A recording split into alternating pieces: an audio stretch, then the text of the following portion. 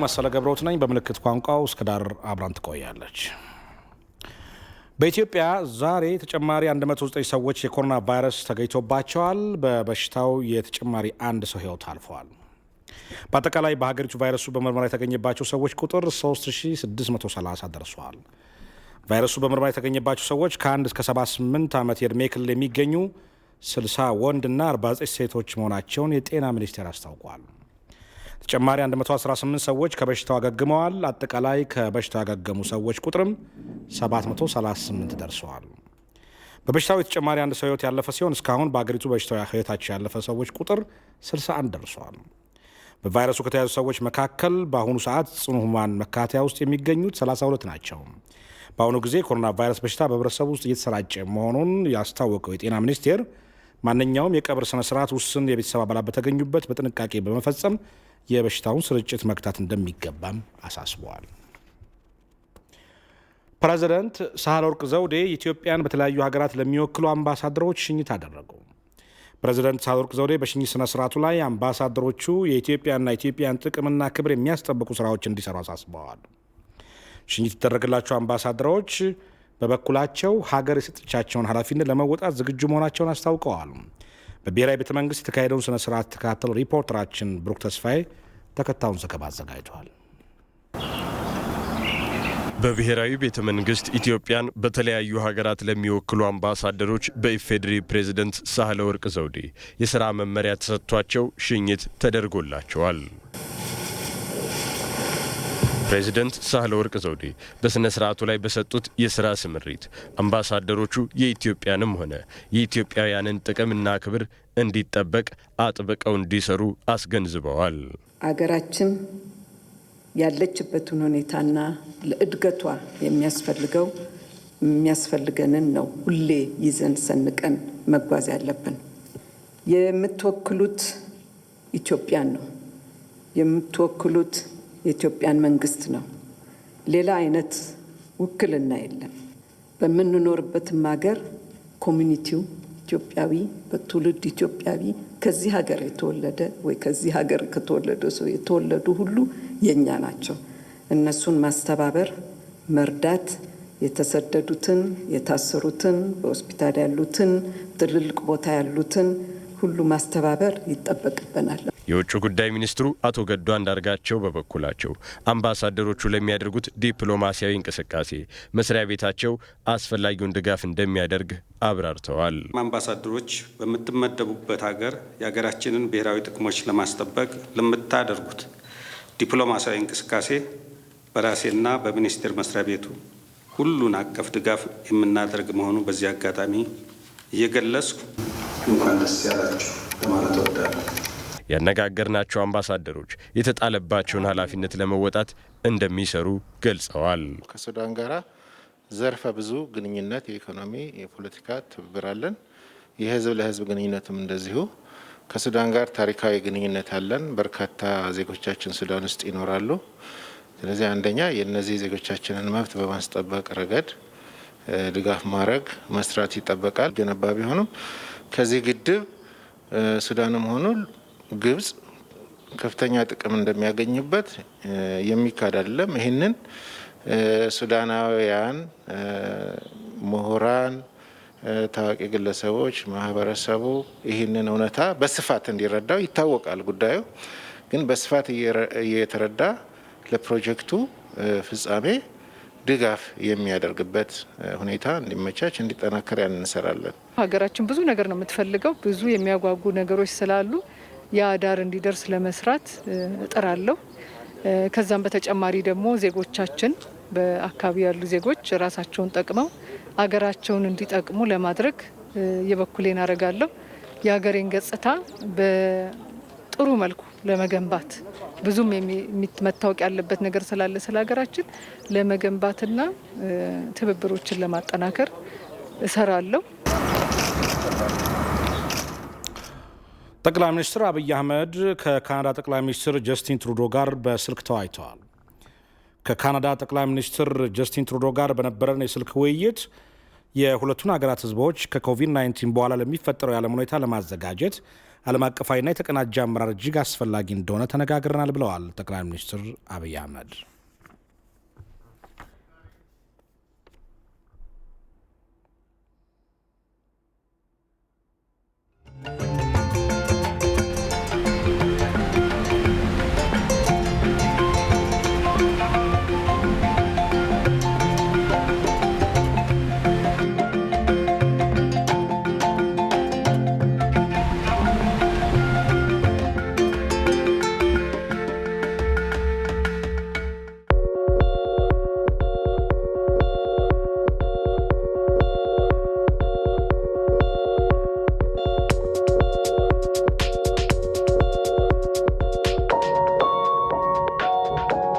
ኢትዮጵያ ውስጥ ከ50 ሚሊዮን በላይ ህዝብ የኤሌክትሪክ ላይት አያገኝም። በ21ኛው ክፍለ ዘመን አሁንም በኩራዝ ይጠቀማል።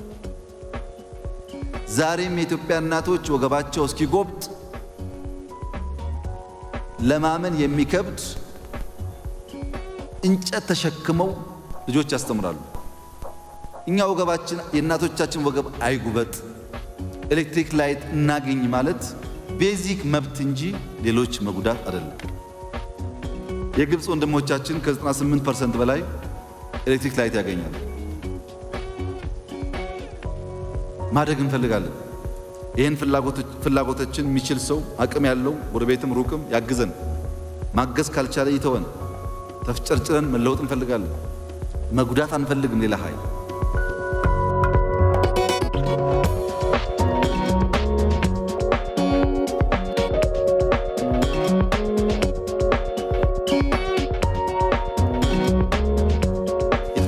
ጠብቅ። በ4 ዓመት 20 ቢሊዮን ዛፍ እንትከል። እንደዚህ ያለ በዓለም ውስጥ አንድም ሀገር የለም። ህዝባችን ነው በነፃ እየወጣ የሚተክለው። ካልተከልን ህዳሴ ይደርቃል። ዝናብ ከሌለ ህዳሴ የለም። የህዳሴ ዋናው ምንጭ ዝናብ ነው። እሱ ደግሞ በአካባቢ ጥበቃ የሚረጋገጥ ነው። ልባም ጎረቤቶች ካሉን ዛፍ መትከል ላይ እኛም ማገዝ አለባቸው። አካባቢን ጠብቅ፣ ከተፈጥሮ እንጠቀም፣ ወንድሞቻችን አንጉዳ፣ ሌብነትን ቀንስ፣ የሰው ዕውቀት ጉልበት እንጠቀም፣ እንደግን ያለው። በህዳሴው ግድብ ወደ አተኮሩ ዜናዎች ስናልፍ 86 በመቶ የአባይ ውሃ ምንጭ ባለቤት ኢትዮጵያ ሆና ሳለ በፍትሐዊነትና ምክንያታዊነት እንጠቀም ብትልም ግብጽ ግን ይህን እውነታ አለመቀበሏ ድርድሩን አዳጋች አድርጎታል ተባለ። ይህን የፈጠጠ እውነታን ያለም አቀፉ ህብረተሰብ በሚገባ ተረድቶ በግብጽ ላይ ጫና ሊያደርግ ይገባል ብለዋል የፌዴራል የውጭ ጉዳይ ሚኒስትር አቶ ገዱ አንዳርጋቸው። ሚኒስትሩም በሶስቱ ተፋሰስ ሀገራት መካከል ታዛቢዎች ባሉበት የተካሄደ ያለው 5ኛ ቀኑን የያዘው ድርድር ላይም በሰጡት መግለጫ ኢትዮጵያ ፍትሐዊና ምክንያታዊ ሆና ብትቀርብም በግብጽ በኩል ያለው የኔ ብቻ ግትር አቀራረብ የጋራ ጥቅም ላይ የሚደረጉ ስምምነትን አዳጋች አድርጎታል ብለዋል። እየተደራደርን ያለነው ውሃም ምንም አይነት ለናይል አስተዋጽኦ የማታበረክተው ከማታዋጣው ግድቡ ሲገነባ 5 ሳንቲም አስተዋጽኦ የሌላት ከሌላ ግብጽ ጋር ነው እየተደራደርን ያለነው። ውሃ አስተዋጽኦ የማያበረክቱ ሁሉም ውሃ ከኢትዮጵያ በተለይም የአባይ ውሃ ሁሉም ከኢትዮጵያ የሚመነጭ ሆኖ እያለ ይሄ ግድብ የሚሰራው በኢትዮጵያ መንግስትና በኢትዮጵያ ሕዝብ መዋጮ ሆኖ እያለ እነሱ 5 ሳንቲም ሳያዋጡ የምንደራደረው የምንደክመው በቀጣይነት ስማችንን በዓለም አደባባይ ከሚያጠፉት ጋር የግድቡን ውሃ ምንጩ የአባይ ውሃ ምንጩ ኢትዮጵያ ብትሆንም ይህን ውሃ ምንም መንካት የለባችሁም ከሚሉን ጋር እየተደራደርን ያለ ነው በጋራ ጥቅም ስለምናምን። እንደ ፈረንጆቹ አቆጣጠር በ2015 በካርቱም የተደረገው የመርህ ስምምነትን ግብጽ የማትቀበል ከሆነ በተፋሰስ ዙሪያ የሚደረጉ ድርድሮች ድካም እንጂ ወደ መፍትሄ የሚመጡ አይደለም ያሉት የውጭ ጉዳይ ሚኒስትሩ ኢትዮጵያ አሁንም በምክንያታዊና በፍትሐዊ አጠቃቀም ዙሪያ በሯ ክፍት ነው ብለዋል። ከግብጽ ጋር ያለን ስምምነት አንድ ብቻ ናት እስካሁን ድረስ ከግብጽና ከሱዳን ጋር ዲክላሬሽን ኦፍ ፕሪንሲፕል ዲኦፒ የሚባለው እሱ ነው። እሱም በ2015 በፈረንጅ አቆጣጠር የተፈረመው። ይሄ ከፈረሰ ከግብጽ ጋር የሚያስተሳስር ምንም አይነት ውል የለም። በማን አለብኝነት ይህንን የሶስትዮሽ ድርድር አፍርሰው ከወጡ ተቀምጠን የምናወርበት ምክንያት ሁሉ ያፈርሱታል ማለት ነው። ስለዚህ አሁን እኛ የግድቡ ባለቤቶች ብንሆንም ውሃው ከሀገራችን የሚመነጭ ቢሆንም ግድቡን እየሰራ ነው ያለነው በራሳችን ግዛት ቢሆንም ከማንም ኃይል ብድር ሳናገኝ በራሳችን ገንዘብ እየሰራን ቢሆንም አሁንም እኛ እያልን ያለነው መፍትሄው መደራደርና ስምምነት መድረስ ነው። ይሄ ስምምነት ደግሞ የሚደረሰው የአባይ ውሃ አጠቃቀም በፍትሃዊነትና በምክንያታዊነት ላይ የተመሰረተ ሲሆን ብቻ ነው ብለን እናምናለን። እንደ ሪፖርተራችን ዘማኔል መንግስቱ ዘገባ የአሁኑን ድርድር ጨምሮ በተለያዩ ጊዜያት በተፋሰሱ ዙሪያ የጋራ ጥቅም ላይ በበርካታ ድርድሮች ቢደረጉም በፍትሃዊ ተጠቃሚነት ላይ የማታምነው ግብጽ ጋር ስምምነት ለመድረስ አስቸጋሪ ሆኗል ያሉት የውጭ ጉዳይ ሚኒስትሩ አቶ ገዱ አንዳርጋቸው በተፋሰሱ ዙሪያ ያለውን እውነታ የዓለም አቀፉ ሕብረተሰብ በሚገባ በመረዳት ግብጽ ላይ ጫና ሊያደርግ ይገባል ብለዋል። ኢትዮጵያ አሁንም በጋራ በመነጋገር በጥብቅ ታምናለች። የግብጽ ሕዝብም ዓለም አቀፍ ማህበረሰብ በምክንያት የሚያምንና በሰጥቶ መቀበል መርህ የሚደራደር ለህዝቦች የጋራ ጥቅም የሚገዛና ኃላፊነት የሚሰማው መንግስት እንዲሆን ጫና እንዲያደርግበት በዚህ አጋጣሚ ጥሪ እናስተላልፋለን። ኢትዮጵያ ያለማንም ፍቃድ የተፈጥሮ ሀብቷን የማልማት ህጋዊ መብት እንዳላት የዘርፉ ባለሙያዎች ይገልጻሉ። በህዳሴው ግድብ ዙሪያ ሀገራት ጣልቃ መግባት እንደሌለባቸውና ኢትዮጵያም ሉዓላዊነቷን የሚጋፉ ድርጊቶች ላይ እርምጃ መውሰድ አለባት ብለዋል። ሜሮን በረዳ ለ9 ዓመታት የፈጀው የኢትዮጵያ የሱዳንና የግብጽ ከህጋዊ ትብብር አለፍ ሲል ወደ ንትርክ ያመራው የውሃ ተጠቃሚነት ጉዳይ በባለሙያዎች እይታ ድንበር ተሻጋሪ ወንዞችን ተጠቃሚ ከሆኑ ሀገራት ትብብር የላላውና የትብብር ማዕቀፍ ያልታየበት ነው። ይህ የሶስቱ ሀገራት ሰጣ ገባ ደግሞ ለናይል ምንም አስተዋጽኦ በሌላትና 86 በመቶ ድርሻ ካላት ኢትዮጵያ ይልቅ ውሃውን በኢፍትሐዊነት ለመጠቀም በምትጥረው ግብጽ ምክንያት የመጣ መሆኑን የዓለም አቀፍ የኢትዮጵያ ባለሙያዎች ድጋፍ ባይ ዳይሬክተር ዶክተር በላቸው ጨከነ ይገልጻሉ። እንግዲህ በ1929 የነበረው በ1956 የነበረው ስምምነት ኢትዮጵያ ምንም ያልነበረችበት ያልፈረመችው 86% በላይ የሆነውን ውሃ የምታቀርብ ሀገር ምንም አይነት ውሃ እንዳትጠቀም ተደርጎ የተደረገ የተዋዋሉት ውል ነው ያለውና ይሄ ደግሞ ቅድም ከላይ በዩኤንም በሌሎችም ጋር የሚቀመጠው ይሄ ፍትሃዊና እኩልነትን መሰረት ያደረገ የውሃ አጠቃቀም የሚለውን የሚጣረስ ህግ ነው። በተለያዩ ጊዜያት በስራ ላይ የዋሉና የውሃ ተጠቃሚነትን መሰረት ያደረጉ ህጎች የታችኛው ሀገራት የውሃው ባለቤት ሀገር ላይ ተጽዕኖ ማሳደር እንደማይችሉ ጥናታቸውን በውሃ ፖለቲካ ላይ የሰሩት አቶ ሞገስ መኮንን ይናገራሉ። ኢትዮጵያ እስካሁን ድረስ እንደውም አሰራሯን ከሁሉም በላይ ግልጽ አድርጋ ዓለም አቀፍ ፓነል ኦፍ ኤክስፐርትስ ባሉበት ተጽዕኖች አሉ የሉም፣ ተጽዕኖቹ ካሉ እንዴት ይቀነሱ የሚሉ ጥናቶች ሲደረጉ ነበር። ግብጽ ውሃ ልትሞሉ አትችሉም የሚለው መከራከሪያዋ በህግም በዓለም አቀፍ አሰራርም ድጋፍ የሌለው ነው። ባለፉት ጊዜያት አስዋንን ጨምሮ የኢትዮጵያን ተጠቃሚነት ለማሳጣት ናይልን መሰረት ያደረጉ ግድቦች ከኢትዮጵያ ይሁንታ ውጪ ሲገነቡ ነበር የሚሉት የዘላቂ ልማት ተመራማሪው ዶክተር ጌታቸው አሰፋ ኢትዮጵያ እየሰራችው ባለችው ህግን የጠበቀ አሰራር ልትጠየቅ እንደማትችል ይገልጻሉ። የቶሽካ ግድብ የኢትዮጵያን ያሁንም የወደፊትም ተጠቃሚነት ለመቀየር የሚደረግ ፕሮጀክት ነው።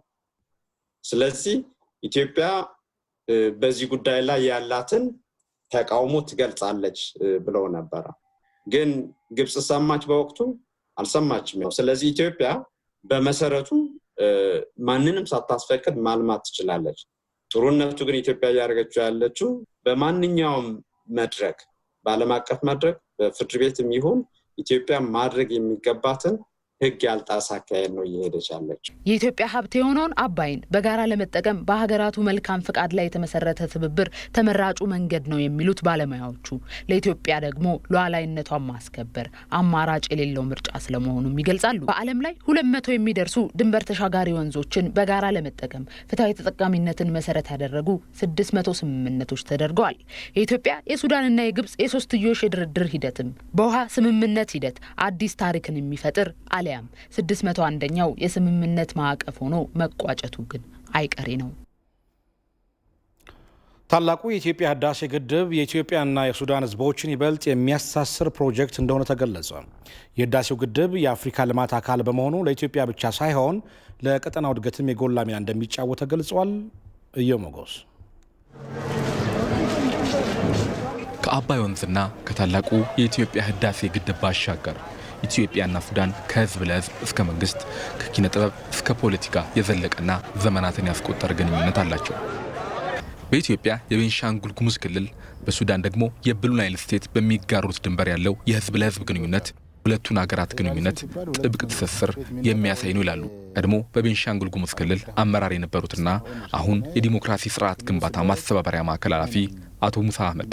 በተለያየ ማህበራዊ ግንኙነቶች በጣም ሲሚላር ስለሆኑ በጣም ተመሳሳይ ስለሆኑ ማለት አይችልም። ያው ዜግነት ጉዳይ ካልሆነ በስተቀር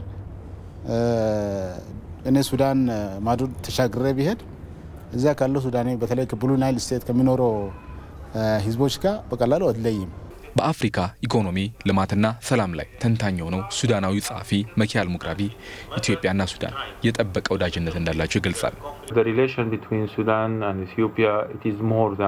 የሱዳንና ኢትዮጵያ ግንኙነት ታሪካዊ፣ ባህላዊ ያለ ሁልጊዜ ከምንጠቀምበት መደበኛ ቃላት በላይ ነው። የሁለቱ ሀገራት ግንኙነት የአንድ ቤተሰብ ነው። The latest change happened in Sudan also has been supported by Ethiopia. በቅርቡ በሱዳን የተደረገውን ለውጥ እንኳን ብንመለከት በኢትዮጵያ ድጋፍ የመጣ ነው። የሱዳናውያን ሁሉ ወንድም የሆኑት የተከበሩት ጠቅላይ ሚኒስትር አብይ አህመድ ባደረጉት ጥበብ የተሞላበት የማደራደር ሂደት በሀገሪቱ ሰላማዊ የፖለቲካ ሽግግር መጥቷል። እና ይህ ጥብቅ መሰረት ያለው የሁለቱ ሀገራት ግንኙነት በቀላሉ የሚፈታ አይደለም የሚለው መኪያል ሙግራቢ የታላቁ የኢትዮጵያ ህዳሴ ግድብ ግንባታ የኢትዮጵያና የሱዳን የመቃቃር ምንጭ ፈጽሞ ሊሆን እንደማይችል ይገልጻል። በሱዳን ያሉ ፖለቲከኞች፣ የተማሩ ሰዎችና የቴክኒክ ሰዎች የሚናገሩት ተመሳሳይ ነገር ነው። ታላቁ የኢትዮጵያ ህዳሴ ግድብ ለኢትዮጵያ፣ ለሱዳንና ለግብጽ መልካም እድል መሆን። ይህ ጉዳይ የኢትዮጵያና የሱዳን ያለመግባባት ምንጭ ፈጽሞ ሊሆን አይችልም። እንደኔ እምነት ታላቁ የኢትዮጵያ ህዳሴ ግድብ የአፍሪካ እድገት አካል ነው። አሁን በአፍሪካ ትልቁና ሞዴል የሆነም ፕሮጀክት ነው።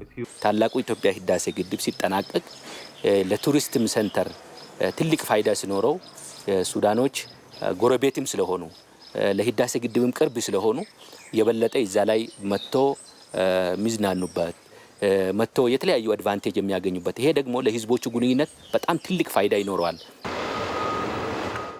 አንድ ቤተሰብ በሚል የሚገለጸው የኢትዮጵያና የሱዳን ግንኙነት ዘመናትን ተሻግሮ በጠበቀ ወዳጅነት ዛሬ ላይ ደርሷል።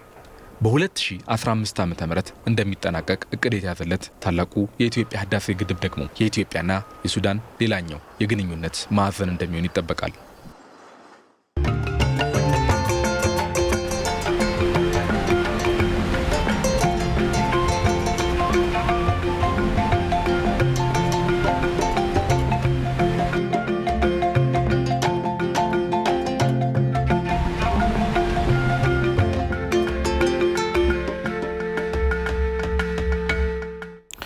ዜናዎቻችን ይቀጥላሉ።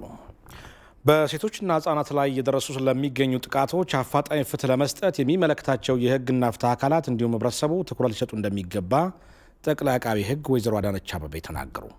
ጠቅላይ አቃቤ ህጓና ሌሎች ከፍተኛ የስራ ኃላፊዎች በጋንዲ መታሰቢያና በሚኒሊክ ሆስፒታሎች የሚገኙ ጥቃት የደረሰባቸው ሴቶችና ህጻናት ማቆያና አገልግሎቶች መስጫ ማዕከላትን ጎብኝተዋል።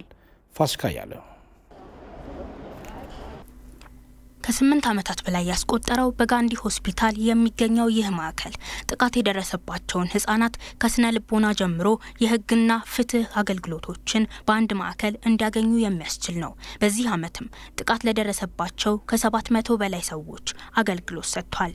ማዕከሉ በወር 97 የሚደርሱ መሰል ጥቃት የደረሰባቸውን ህጻናት እንደሚያስተናግድ የገለጹት የሆስፒታሉ ዋና ስራ አስኪያጅ ወደ ማዕከሉ የሚመጡ ሰዎች ቁጥር ከቅርብ ጊዜ ወዲህ መቀነሱን ገልጸው ይህም የኮሮና ቫይረስ ስርጭት ስጋት የፈጠረው ሊሆን እንደሚችልም ይናገራሉ። በወር እስከ 97 ሰዎች ይታዩ ነበረ በአንድ ተቋም ብቻ በአንድ ወር ማለት ነው። ይሄ ማለት ችግሩ ከኮቪድ በፊትም የከፋ ነበረ ማለት ነው። እንግዲህ ከዛ በኋላ ትንሽ የመቀነስም ነገር አለው። ያ እንግዲህ ጥቃቱ ቀነሰ አንልም እኛ በማዕከሉ የሚታዩት ታካሚዎች ቀንሰው ሊሆን ይችላል። በዚህ ሆስፒታል የሚገኘውን ጨምሮ በአዲስ አበባ መሰል 3 ማዕከላት የሚገኙ ሲሆን ጠቅላይ አቃቤ ሕግ ወይዘሮ አዳነች አቤቤና ሌሎች ከፍተኛ የስራ ኃላፊዎችም በጋንዲና በሚኒሊክ ሆስፒታሎች የሚገኙትን ማዕከላት ጎብኝተዋል። በዚህም ጥቃት ለደረሰባቸው የተፋጠነ የፍትህ አሰጣጥ እንዲኖር መስራት እንደሚያስፈልግም ተናግረዋል። ባለፈው ወደ 23 መዝገብ ነበረ አቃቤ ሕግ ይዞት የነበረው ዛሬ በአንድ ሳምንት ውስጥ ወደ 29 ከፍ እንዲል ተደርጓል። ምርመራዎቹ በፖሊስ በኩል እየተፋጠኑ ወደ ጠቅላይ አቃቤ ሕግ እንዲተላለፉ የተደረገበት ሁኔታ አለ። አጠቃላይ ቅንጅት ለመፍጠር ጥረት እያደረግን ነው፣ ግን በቂ አይደለም። የተሻለ የተፋጠነ ፍትህ መስጠት የሚቻልበትምና አስተማሪ ከሁሉ በላይ አሰራር መፍጠር በጣም ያስፈልጋል። በኮቪድ-19 ወረርሽኝ ምክንያት በተረኛ ችሎት ይታይ የነበረው የሴቶችና ህጻናት ጥቃት ጉዳይ ከሰኔ 1 ጀምሮ በመደበኛ ችሎት እንዲታይ ተደርጓልም ነው የተባለው። ከዚህ በፊት ስንሰራ ከነበረው በልዩ ሁኔታ ታክስ ፎርስ አቋቁመን ታክስ ፎርሱ ይህንን የሴቶችን ጥቃት አስመልክቶ ተገቢውን ትኩረት አግኝቶ እስከታች ድረስ ክልሎች ድረስ እቅድ ኖራቸው በዚህ በ3 ወር ውስጥ ምን ተፈጸመ፣ ትላንት ከነበረው ጨምሯል ቀንሷል የሚለውንም ጭምር የተሟላ መረጃ ለማግኘትም ከዚህ በኋላ ደግሞ ምን መስራት አለብን የሚለውንም ጭምር በሚያመላክት መልኩ ራሱን የቻለ እቅድ አውጥተን እየሰራን ያለ ነው። በማዕከሉ እየተሰሩ ያሉ ስራዎችን ለማገዝና ከጾታዊ ጥቃት ባለፈ በቤት ውስጥ ህጻናትና ሴቶች ላይ የሚደርሱባቸውን ሌሎች ጫናዎች ለማስቀረትም ህብረተሰቡ በባለቤትነት ሊሰራ እንደሚገባም ተጠቁሟል። በአዲስ አበባ የክረምት የበጎ አገልግሎት አካል የሆነው የቤት እድሳት መርሃ ግብር በይፋ ተጀመረ። ከንቲባ ኢንጂነር ታከለ ኡማ በሚኖሩበት አካባቢ ነዋሪ የሆኑ አዛውንት መኖሪያ ቤት በመገኘት የቤት እድሳት መርሃ ግብሩን አስጀምረዋል። ሜላት ለማ ተጨማሪ ዘገባ አላት። በ1958 ዓ.ም ነበር ወይዘሮ ቀነኒ ሁንዴና ቤተሰቦቻቸው መኖሪያቸውን በዚህ ቤት ያደረጉት። በዚህም ይኸው በዛ ውስጥም አንድም ሁሉ ቦታ እቺ ቦታ ብቻ ነች። እቺ ቤትማ እንግዲህ እንደምታዋት ነው። በላያችን ላይ ወድቃለች እንዳለች አትቆጠርም። በተለይ በክረምት ያለው ስቃይ አይደለም። በቃ ደህናው ቦታ ያቺ አካባቢ እሷ ከተኛችበት ያቺ ብቻ ከዚህ በታች እንዳለ ያፈሳል እንዳለ። በአዲስ አበባ ከተማ አስተዳደር የተጀመረው የክረምት በጎ ፍቃድ መርሃ ግብር አንድ አካል የሆነው የአረጋውያንና የአቅመ ደካሞች ቤት እድሳትም የዘንድሮ ጅማሮውን እነ ወይዘሮ ቀነኒ ቤት አድርጓል። በጣም ደስ ያለ ደስታ ተሰማኝ። የአዲስ አበባ ከተማ አስተዳደር ምክትል ከንቲባ ኢንጂነር ታከለ ኡማ ባስጀመሩት በዚህ የቤት እድሳት መርሃ ግብር ላይ በከተማዋ ሁሉም ክፍለ ከተሞች ላይ የሚገኙ 1000 የአረጋውያንና የአቅመ ደካሞች ቤት ይታደሳል። መንግስት የስራ ኃላፊዎች፣ ታዋቂ ግለሰቦች፣ ወጣቶች እየተሰባሰቡ እድሳቱን የሚያከናውኑ ይሆናል። ከቤት እድሳቱ ጎን ለጎንም አንድ ቤተሰብ ለአንድ ሰው የእርስ በርስ የመደጋገፍ መርሃ ግብርም በይፋ ተጀምሯል። ከ1000 በላይ የሚሆኑ የመንግስት የስራ ኃላፊዎች፣ ታዋቂ ግለሰቦች፣ ባለሀብቶች በየአቅራቢያቸው የሚኖሩ አቅመ ደካማ ቤተሰቦችን ለይተው ድጋፍ የሚያደርጉበት መርሃ ግብር ነው። ለ4 ወራት የሚቆየው የክረምት በጎ ፍቃድ መርሃ ግብር 1 ሚሊዮን በጎ ፍቃደኛ ወጣቶች የሚሳተፉበት ሲሆን ይህም 200 ሚሊዮን ብር የሚገመት የመንግስት ወጪን ያድናል ተብሏል።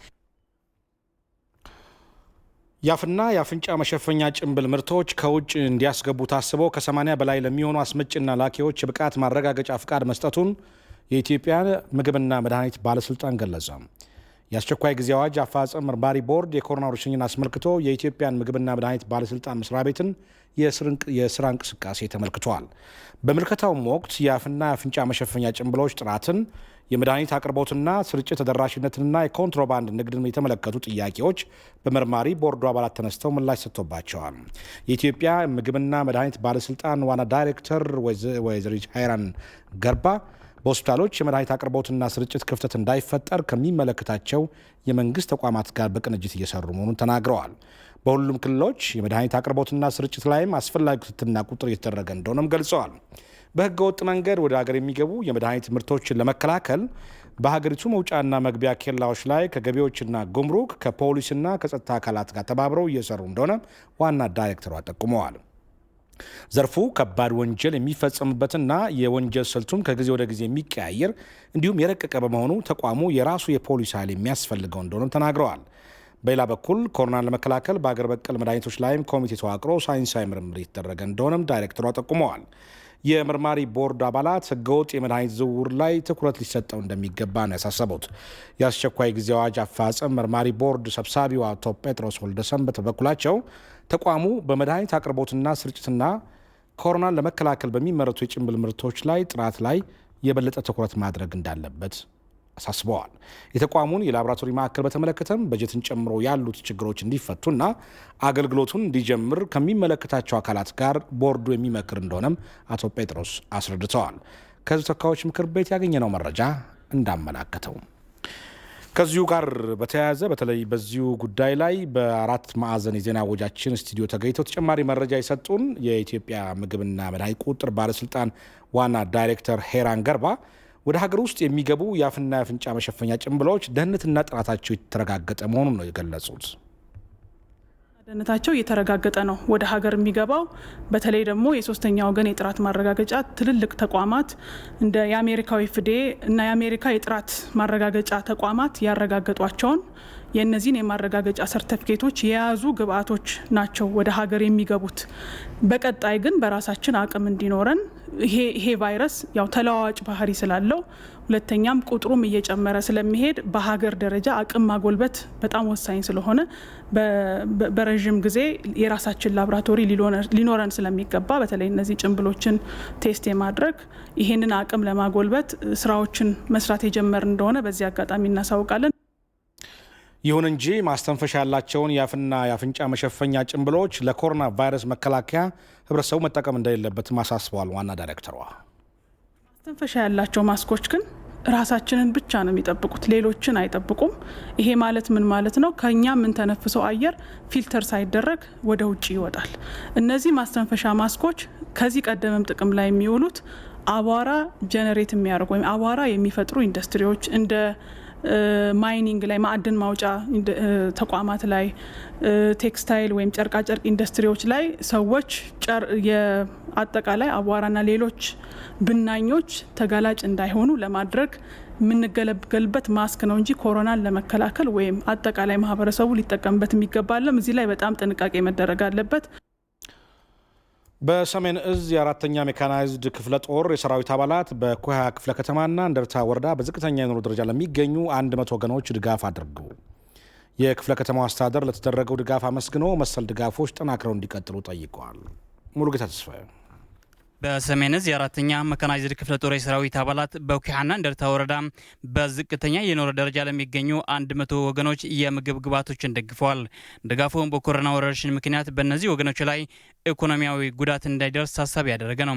70 ሰው የክፍለ ከተማ ኩሃ፣ 30 ሰው የእንደርታ ወረዳ ጠቅላላ 100 አባወራዎች አቅመ ደካማዎች በጣም የተቸገሩ ሰዎች ነው በትክክልም ያመጧቸው። እነሱ በአይናችንም ስለምናያቸው ለአንድ ሰው 50 ኪሎ ፊኖ፣ 5 ሊትር ዘይት፣ 2 ሊትር ሳሙና፣ 2 ኪሎ ስኳር ለአንድ ሰው አድርገን ነው ያደልናቸው። ሰራዊቱ በራሱ ተነሳሽነት ድጋፉ ያበረከተ ሲሆን ክፍለ ጦሩ በሚገኝባቸው ቦታዎች ሁሉ ድጋፍ ለማድረግ ዝግጅት ተደርጓል። የሚያልፍ መከራ የማያልፍ ጠባሳ ጥሎብ እንዳይሄድ ከምንበላት የዕለት ጉርሻ ቀንሰንም ቢሆን ወገኖቻችን ማገዝ አለብን። ከጎናችንን በርቱ፣ ይህ ችግር እናልፈዋለን። ከየትም አቅጣጫ ሊመጣ የሚችል ተጽዕኖ ሊፈጥር የሚችል ነገር ለመመከት ሰራዊታችን አሁንም ዝግጁ መሆኑ በዚህ አጋጣሚ ላረጋግጥ ወዳለሁ። የኩሓ ክፍለ ከተማ አስተዳደር በበኩሉ የሰራዊት አባላቱን አመስግኖ መሰል ድጋፎች ተጠናክረው እንዲቀጥሉ ጠይቋል። ሰራዊቱ አሁን ካወጣው የ200 ሺህ ብር ድጋፍ ወረርሽኙን ለመከላከል የሚደረገውን ሀገር አቀፍ እንቅስቃሴ ለመደገፍ ከ1 ሚሊዮን ብር በላይ ማዋጣቱን ተገልጿል። አባላቱም ድጋፋቸውን እንደሚያጠናክሩ ተናግረዋል። ለኢቲቪ ዜና ሙልጌታ ተስፋይ መቀለም። ኮሮናን ወደ ተመለከቱ የውጭ ሀገር ዜናዎች ስናልፍ ኮቪድ-19 ሊያገረሽ ስለሚችል ሀገራት በንቃት እንዲሰሩ የዓለም ጤና ድርጅት ዋና ዳይሬክተር ዶክተር ቴድሮስ አድሃኖም አሳሰቡ። ዶክተር ቴድሮስ በዕለታዊ መግለጫቸው ላይ እንዳመላከቱት ወረርሽኙ በተቀሰቀሰበት ሰዓት 100 ሺህ ለመድረስ ከ2 ወራት በላይ ወስዶበት ነበር ብለዋል። ዋና ዳይሬክተሩ አሁን ላይ በአንድ ቀን ብቻ 100 ሺህ የተጠቂዎች ቁጥር እየተመዘገበ መሆኑን ገልጸው ባለፉት 2 ሳምንታት ብቻ በቀን ከ100 ሺህ በላይ መመዝገቡን አስገንዝበዋል። 75 ከመቶ የሚሆኑ ተጠቂዎች የተመዘገቡት በአብዛኛው በሰሜንና በደቡብ አሜሪካ እንዲሁም በደቡብ እስያ ነው ያሉት ዶክተር ቴድሮስ ቁጥሩ ከአፍሪካ፣ ከምስራቅ አውሮፓ፣ ከማዕከላዊ እስያና ከመካከለኛው ምስራቅም ከፍ ያለ እንደሆነ ገልጸዋል። ከ50 ቀናት በኋላ በኮሮና ቫይረስ የተያዙ ሰዎች ቁጥርም በከፍተኛ ሁኔታ የተመዘገበባትን ቻይና ዋና ከተማ ቤጂንግን በተመለከተ አስተያየት ሰጥተዋል። ዶክተር ቴድሮስ የአሁኑ ቫይረስ ምንጭና የመዛመት ስፋት ምን ያህል ሊሆን ይችላል የሚለው እየተመረመረ መሆኑን ጠቁመዋል። ኮቪድ-19ን ስንዋጋ ሌሎች መሰረታዊ የማህበረሰብ ጤና ጉዳዮችን መዘንጋት የለብንም ያሉት ዋና ዳይሬክተሩ ለኢንፍሉዌንዛ ወረርሽኝ ትኩረት እንዲሰጥም አሳስበዋል። የዓለም ጤና ድርጅት መረጃ እንደሚጠቁመው በየዓመቱ በዓለም ዙሪያ 500 ሚሊዮን ሰዎች የኢንፍሉዌንዛ መከላከያ ክትባት ይወስዳሉ።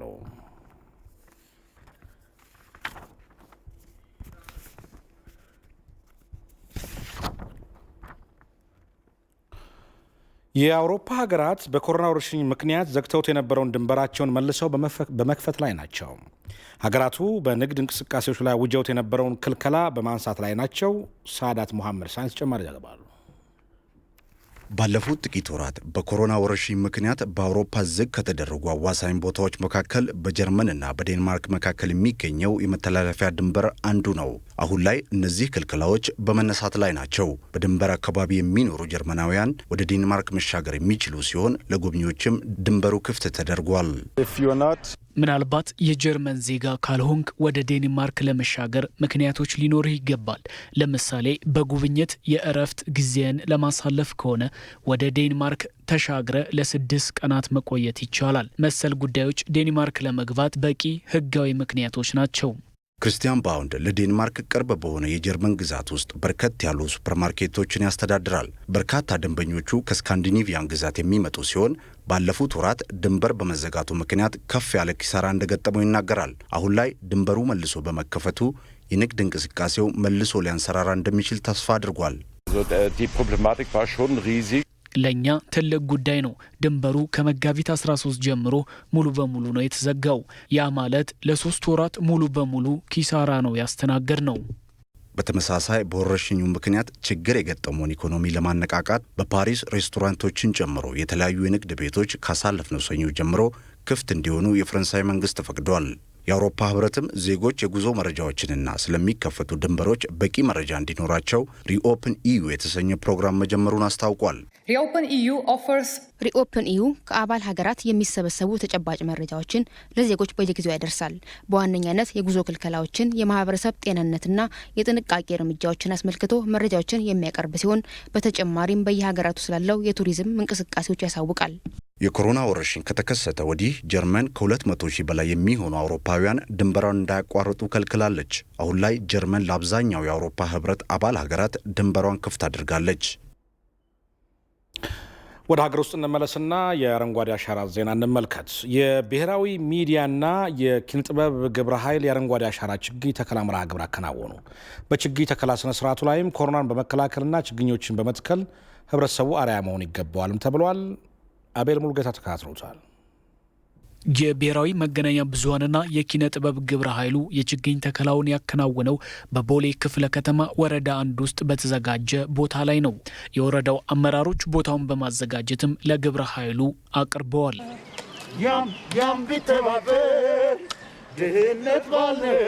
አሁን እዚህ ደን ውስጥ አሁን መሆን ራስ የሚሰማህ ነገር የለም። ቆዳ ላይ ፊት ላይ ወይ ደግሞ አሁን እስቲ ወጥተህ ደግሞ ምንም ዛፍ የሌለበት ሲሚንቶና አስፋልት የተጠፈጠፈበት ቦታ ባዶ ቦታ ጋር ደግሞ ብትሄድ ሰውነት ይነዳል። ችግኙንም እየተከልን ቫይረሱን መከላከል ነው እንግዲህ እና የኪነ ጥበብ ዘርፍ ደግሞ ዋናው ትልቁ ተግባር ህብረተሰባችንን ነቅቶ እንዲጠብቅና ከዚህ ወረርሽኝ እንዲወጣ ማስተማር ነው። መገናኛ ብዙኃን ብሔራዊ የሆኑ ዘመቻ ስራዎች ላይ ከፍተኛ የሆነ ሚና እንዳላቸው የገለጹት አቶ አብዱል ጀሊል ሐሚድ የኢቢሲ ምክትል ዋና ስራ አስፈጻሚና የቴሌቪዥን ዘርፍ ኃላፊ ናቸው። እንደዚህ አይነት ዘመቻዎች ሲኖሩ የኢትዮጵያ ብሮድካስቲንግ ኮርፖሬሽን ትልቅ ድርሻ ሲወጣ የነበረ ሚዲያ ነው። አሁንም ህዝቡን በማነሳሳት ግንዛቤ በመስጠት እየሰራን ስለሆነ አሁንም ዛሬም እዚህ የተገኘነውና የተከልነው በዚህ ምክንያት ስለሆነ ህዝቡ ከነዚህ አይነት የሚዲያ ተቋማት ለሀገር ልማት፣ ለሀገር ሰላም፣ ለሀገር አንድነት ከሚሰሩት ሚዲያዎችን በመስማት ተግባራዊ ማድረግ አለበት ብዬ ነው የማምነው።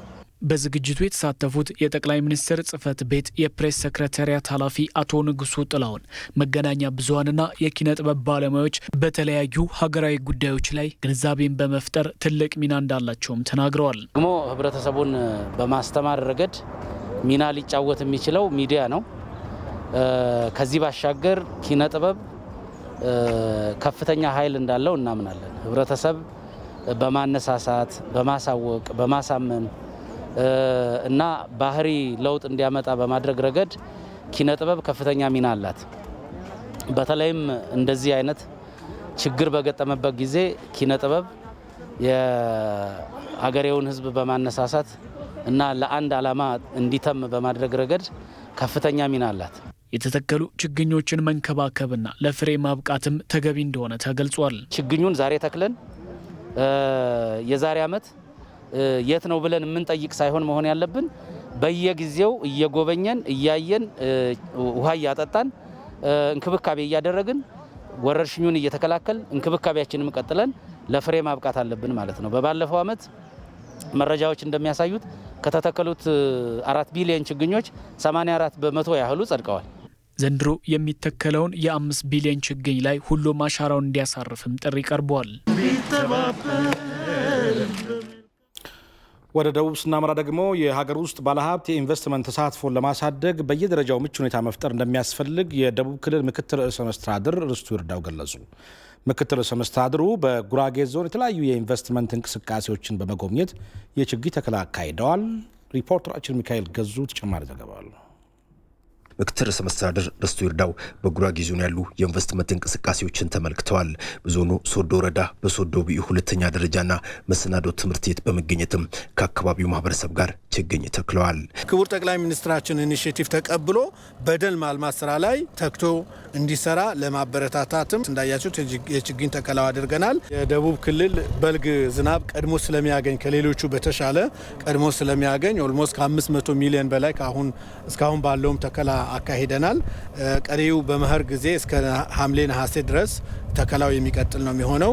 ቢያንስ 1.5 ቢሊዮን ችግኞች ዘንድሮ እንተክላለን። እንደዚሁም በዚህ ወረዳ 132 ኪሎ ቮልት የኤሌክትሪክ ኃይል የማቅረብ አቅም ያለውና በአፍሪካ ልማት ባንክ ድጋፍ እየተገነባ የሚገኘው የቡኢ ኤሌክትሪክ ኃይል ማከፋፈያን ጨምሮ በ240 ሚሊዮን ብር በቻይናውያን ባለሀብቶች በግንባታ ሂደት ላይ የሚገኝ የቾፑድ ፋብሪካን ጎብኝተዋል። ሌላው በቡታጅራ ከተማ ከአንድ ዓመት በፊት ወደ ስራ የገባው የደስታ ጨርቃጨርቅ ስፌት ፋብሪካ የስራ እንቅስቃሴን የተመለከቱት ምክትል ርዕሰ መስተዳድሩ የውጭ ዜጋ መጥቶ ብድር አግኝቶ መሬት ተሰጥቶት እንክብካቤ ተደርጎለት ነው የሚያመርተው። እነዚህ ግን ፓወሩ ጄኔሬተሩ በራሳቸው ነው፣ መሬቱ ገዝተው ነው፣ ይሄን ሼድ የምታዩት በሙሉ ራሳቸው ሰርተው ነው።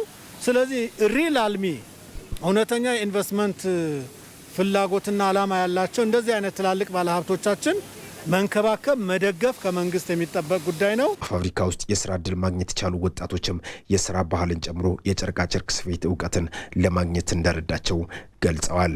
እዚህ በመስራታችን ብዙ ሙያ ለምደናል። በአንድ ሰዓት ውስጥ 60 ደቂቃ አለ። ያቺ 60 ደቂቃ እንዴት አድርጌ እንደምጠቀማት እኔ ነኝ የማውቀው። ማለት ሰዓት አጠቃቀም እና ደግሞ ልብስ ዲዛይን፣ ሁሉንም ነገር። ፋብሪካው የሚያመርታቸውን የተለያዩ ምርቶችም ሙሉ በሙሉ ለውጭ ገበያ የሚያቀርቡ ሲሆን አመታዊ ገቢውን 10 ሚሊዮን ዶላር ለማድረስ እየተሰራ እንደሚገኝም የፋብሪካው ስራ አስኪያጅ አቶ ኢዮብ በቀለ አስረድተዋል። ቲሸርት እናመርታለን፣ ፖሎ፣ የተለያዩ ዩኒፎርሞችን ለአሜሪካና ለዩሮፕ ገበያዎች እያሟላን እናቀርብ። በአሁኑ ሰዓትም ለ400 ሰራተኞች የስራ ዕድል ለመፍጠር የተቻለ ሲሆን በቀጣዮቹ ዓመታትም አቅሙን በማሳደግ እስከ 1500 ለሚደርሱ ሰዎች ቋሚ የስራ መስክ የሚፈጠር ይሆናል ተብሏል። ተመልካቾቻችን አሁን ወደ ቢዝነስ ዘገባ ነው የምናልፈው። ብርሃን